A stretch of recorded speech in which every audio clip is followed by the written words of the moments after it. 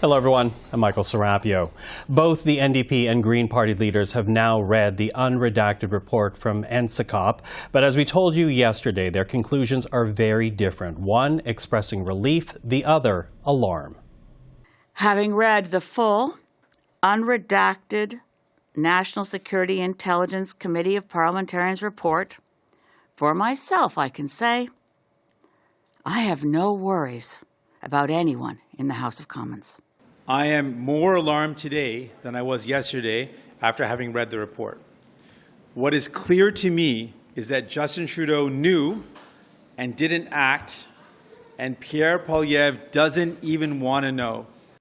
Well, to talk about this disconnect, we're now joined by Tonda MacCharles, Ottawa Bureau Chief for the Toronto Star, Chris Nardi, Parliamentary Reporter for the National Post, and Kristy Kirkup, Parliamentary Reporter for the Globe and Mail. Hello to the three of you. Hello. Hello. Hi. You know, I do want to talk about this disconnect, although I will make one observation, because listening to Elizabeth May earlier in the week, it seemed that she was very much relying and leaning in on the unredacted report, where Jagmeet Singh seemed to be referencing both the redacted and unredacted reports. I don't know if that helps explain the disconnect, but Tonda, what do you make of this, opposite messaging that we're getting from the two different leaders? I mean, that's the million-dollar question in Ottawa right now, because none of us have seen this, the classified version of this report that, presented these two opposing views.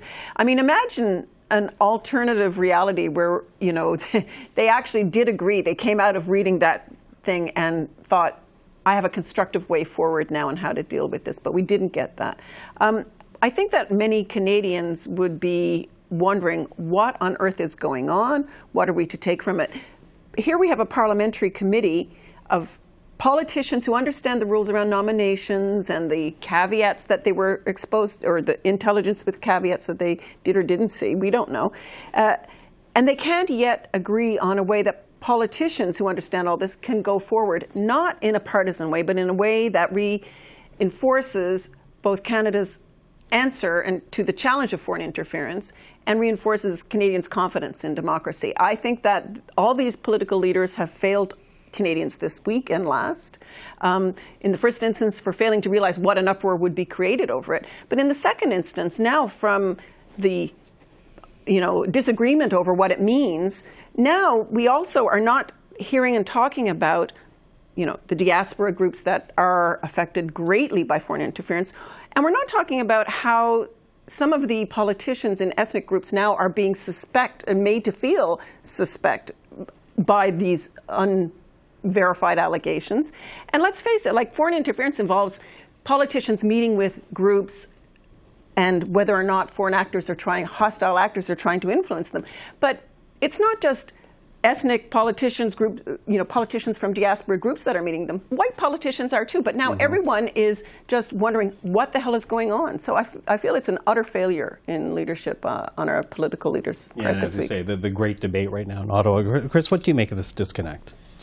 Well, it's the equivalent of like me banging my head on this table, because yeah, absolutely. I was going to say, zoom in, please. Yeah, because we are reporting on substance that we don't know. Yeah. And information, like when you have a void, it's always filled with speculation. If you don't have information, you fill it with speculation. I would somewhat disagree with you. I'm not sure if NSICOP didn't know what they were doing when they put it in there, though I do agree that I don't know if they expected that particular portion, the MPs wittingly, unwittingly, or semi-wittingly, blowing up the way that it has. But that was the new fundamental information that we didn't have. Yeah.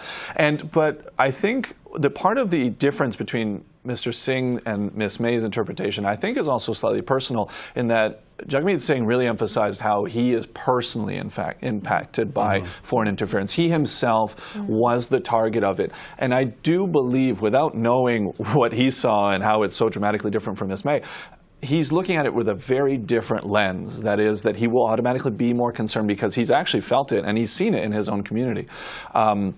So I think that would explain a little bit of the difference. But ultimately, because we have this incredible void and there doesn't appear to be a quick way for them to release this information publicly in a way that protects our national security, that void's just going to keep being filled with speculation, and it hurts, as Tonda was saying, more than it cures. I was just to that point, though. I think even it was striking that the chairman of the committee came forward and said, expressed bafflement that we were all focused on this. So he said they did not contemplate that. They did not contemplate the fallout or how the question of who's involved should be dealt with. Yeah. Well, it was interesting because Elizabeth May, when she was talking, had her press conference, she said she understood what was happening in the media. But the truth is, and you alluded to this, nature abhors a vacuum, and you're trying to find the answers to connect the pieces for Canadians. What do you make of this disconnect, Kristy? I agree with what Chris said. I think it is significant that Jagmeet Singh, as a leader, is saying that he was named as a target in the report. He didn't offer details when he was asked about what that meant. But again, I think if your name appears in a report like that, I think he has, of course, faced threats because of who he is, being a Sikh leader as well, and given everything that has taken place with respect to India and the allegations of foreign interference as they relate to specifically the actions of India in Canada. I think that there's also this great debate about the list of names, right? So Elizabeth May, kind of in a confusing way. Sometimes you have to really nail it down with Elizabeth May about what she is saying in a press conference. And she talked about there not being a secret list of names of those who have been disloyal to Canada. Then she did, of course, mention that there were MPs that were named in the report. She went on to say that, some of them might actually have been conspiring with foreign actors, but, that she's not concerned. And then you have Jagmeet Singh coming out and using, I think the word of the press conference was the word traitor. When you say that was the headline for everyone, when he dropped the traitor word, that was the moment. And I was in that scrum on Parliament Hill. It was pretty rough and tumble. People were trying to, ask him what he meant in a number of instances. But when he was specifically asked by one of our colleagues on the Hill if this, if individuals in the report could be seen as traitors, and he said, yes, they are indeed traitors to Canada. I think that was the moment where, now you have Elizabeth May coming out today in a radio interview saying, that she thinks that language is too much, that it's too hot, I think is the quote. So, I don't know where Canadians are left with all of this, frankly. I think there's a lot of confusion. Yeah, a lot of confusion. And one of the big questions, too, beyond saying the traitor, what resonated for me with Elizabeth May was during her news conference, she did say that, there is a past MP that should be investigated, which seemed to give the okay or the clearance for everybody else who's currently sitting in the House of Commons. However, when Jagmeet Singh was giving his news conference, he said MPs, as if implying they are still sitting in the House of Commons. And there was no confusion around what he was saying in that respect. He was leading us all to believe that there are current sitting MPs, and he actually at one point said some of this is criminal, some of it illegal, all of it unethical. So there was no doubt about the facts of what he says he read. Where there's doubt and confusion is that he's alarmed, and she said she wasn't.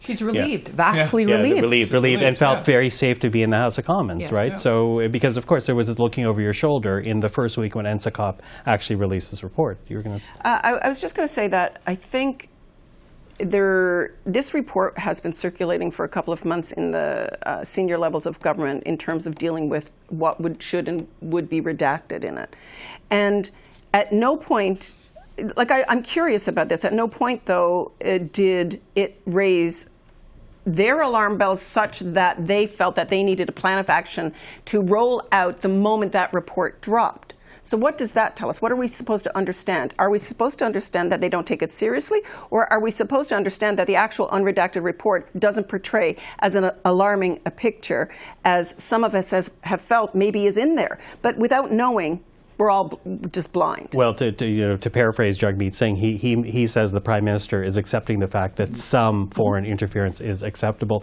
You want to comment on that? I would say that that Rubicon was crossed a while ago when there was a fair amount of proven foreign interference that we saw nothing had happened. It came up in the Hogue report. I don't know if I'm accusing the Liberals necessarily of turning a blind eye to it, but there's a fair amount of evidence that they've known about the Don Valley North nomination race in 2019, I think, is a good example, too, of them saying, it could be fine. And so, honestly, it's just very frustrating to look at how the situation is evolving. There's been a ton of this information, as Tonda said, circulating amongst the highest rungs of government because they get these reports well before we do to redact them. They know what the issues are.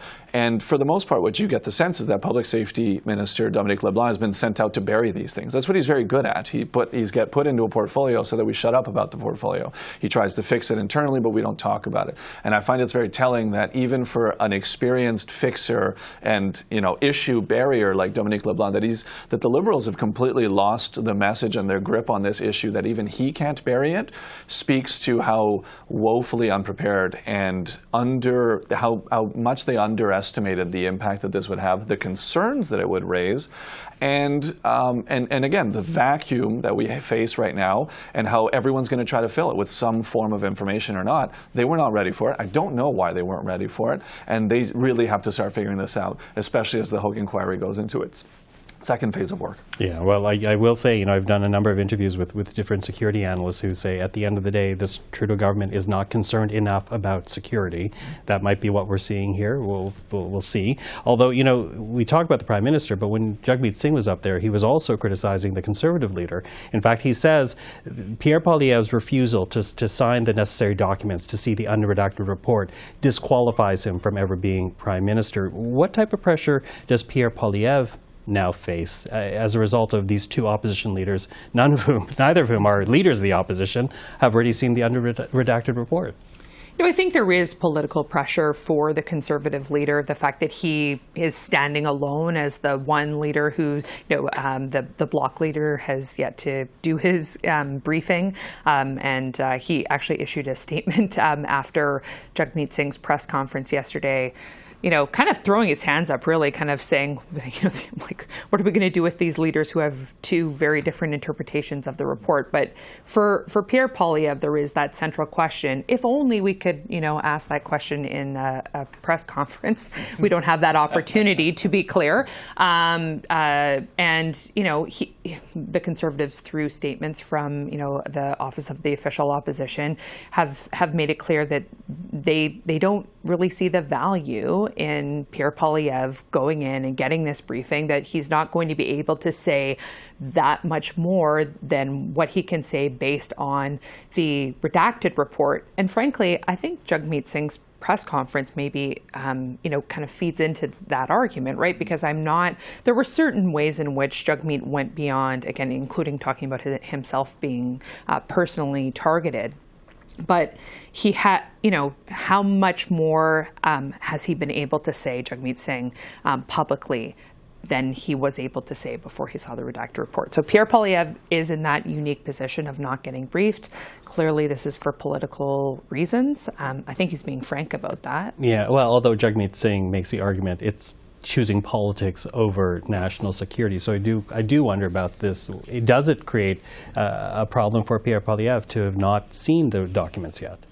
Look, I think they've made a political calculation that there's a certain segment of chattering classes that care about this, but the vast majority of Canadians are going to cast a vote based on other issues, the bread and butter issues that he always argues. So they've made a calculation it's not going to help them to dive down there, and that their time is better spent on other issues instead of, you've seen them switch focus. Like early on, when foreign interference broke as a news story, they were on it. But they've very quickly since then pivoted away from it. And he asked one question last week when the first report came out, when the report first came out, and I think that he may be, how do we know? Let's all look into our crystal ball. He may be underestimating, however, that now that he's in the running to be Prime Minister, and the polls show that he could very well hold that chair, that Canadians now expect that they'll want someone who will take the question of national security seriously. And that's where there's a risk for him in these political calculations. I think it could undermine a little bit of the prime ministerial sort of persona that people would like to see in him. It's a risk. Yeah. And I'd argue also he's in this kind of weird situation too now, where two things: it takes a while to get the security clearance, even for party leaders. There's a certain if he applies for it now, there's a world in which he only gets it at a time when we're not talking about this report as much. It's just kind of this weird duality where they have to do a certain amount of background checks, and that can take time depending on the person. But beyond that, I know Conservatives have whispered that they don't want to feel like they're bound by the Security of Information Act, which basically protects national security information, and that by kind of signing into it, by getting this clearance, it precludes him from acting. I'm of two minds of that, because how can he act if he doesn't know? So either way, he's not acting. I do think that he's made that decision politically, and people raise speculation that he couldn't pass it. I don't necessarily ascribe to that description at all. But ultimately, it's true that you kind of want a leader who wants to get more information and then work to find a way to, like Yves-François Blanchet of the Bloc said, I don't have to reveal this information, but I can certainly not sign a certain MP's nomination letters if I don't think that they're trustworthy. There are ways to act on the intelligence without revealing that it's intelligence related. It might not be immediate, it might not be harsh, and it might not be as public as us reporters want to know. But there are things that you can do with that knowledge, and I do find that the Conservatives are kind of trying to forget that or hide that aspect of it by saying, oh, well, we're bound by the Security of Information Act if we get this clearance, and so we just won't. Okay. Well, we have one more week. It's in the sitting week. We'll see how this plays out. But for now, Tonda, Chris, and Kristy, thank you very much. NSICOP? NSICOP? Okay, the debate continues. We'll see you next week. Thank you.